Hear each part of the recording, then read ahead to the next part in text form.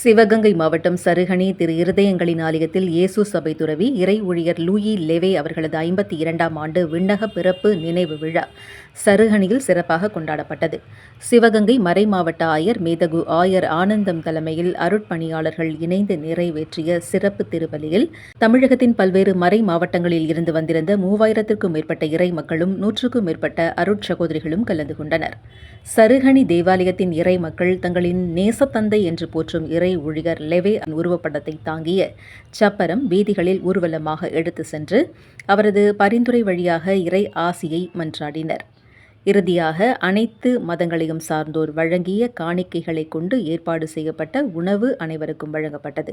பிற மத மக்களும் சமபந்தி விருந்தில் கலந்து கொண்டனர்.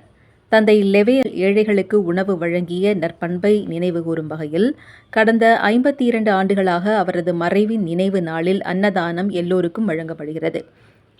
அருட்தந்தை லூயி மரிய லெவே 6 ஏப்ரல் 1884 அன்று பிரான்ஸ் நாட்டில் உள்ள ரென் மறை மாவட்டத்தில் உள்ள இலாலி என்ற ஊரில் பிறந்தவர். இவர் இயேசு சபை குருவானவர். 13/1/1920 குருவாக அருட்பொழிவு பெற்று சருகணி திருச்சபையின் அருட்தந்தையாக பணியாற்றி திருச்சபை மக்களுக்கு சேவையாற்றினார்.